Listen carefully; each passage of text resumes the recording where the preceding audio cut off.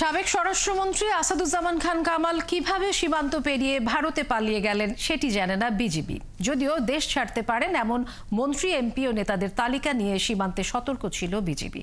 এদিকে আন্দোলন দমাতে তৎকালীন আওয়ামী লীগ সরকার চাপ দিলেও কৌশলগতভাবে বিজিবি ছাত্র জনতার পক্ষে কাজ করেছে বলে জানান বাহিনীর মহাপরিচালক। আরও জানাচ্ছেন নিবিড় সাহা। দীর্ঘ সময় পর বিজিবি সদর দফতরে গণমাধ্যমের মুখোমুখি বিজিবি মহাপরিচালক। সাংবাদিকদের নানা প্রশ্নের উত্তরে তিনি জানান, আওয়ামী সরকারের পতনের পর দেশ ছেড়ে পালাতে পারেন এমন ব্যক্তিদের তালিকা করা হয়। সেই তালিকা নিয়ে এখনও সীমান্তে সতর্ক অবস্থানে আছে বিজিবি।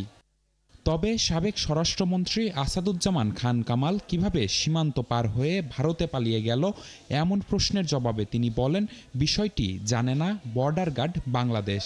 এর দায়ও বিজিবি একা নেবে না। এটা আমারও প্রশ্ন, উনি কোন দিক দিয়ে গেলেন সেটা যদি যাওয়ার কোনো তথ্য পেতাম অবশ্যই আমরা তাকে আটক করতাম। এখন উনি কিভাবে কোন দিক দিয়ে গেলেন সেটা একটা প্রশ্নের বিষয়। এর দায় আপনারা শুধু বিজিবিকেই দিবেন? ছাত্র জনতার অভ্যুত্থান প্রসঙ্গে তিনি বলেন, বিজিবিকে গণগ্রেফতার ও হেলিকপ্টার ব্যবহারের নির্দেশ দেয়া হলেও কৌশলগতভাবে ছাত্র জনতার পক্ষে অবস্থান নেয় এই বাহিনী। সাবেক স্বরাষ্ট্রমন্ত্রী ও সরকারের উচ্চপদস্থদের চাপে পুরোপুরি অনড় থাকার উপায় ছিল না বলেও জানান এই বাহিনীর প্রধান। কেন এত কম মোতায়েন হয়েছে সেজন্য আমাদের টাইম টু টাইম আগের স্বরাষ্ট্রমন্ত্রীর কাছে এবং রাষ্ট্রীয় পর্যায়ের নেতাদের কাছে কৈফিয়ত দিতে হয়েছে অসংখ্যবার, বিভিন্ন মিটিংয়ে জবাবদিহি করতে হয়েছে।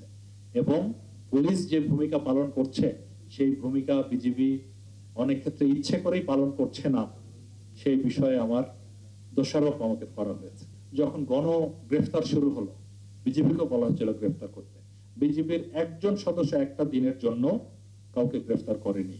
আমি বলেছি বিজিবি গ্রেফতারের জন্য প্রশিক্ষিত না এবং প্রস্তুত না। এই ধরনের হেলিকপ্টার ব্যবহার করতে বলা হয়েছিল র্যাবের মতো, বিজিবির হেলিকপ্টার আন্দোলনের জন্য ব্যবহার করা হয়নি।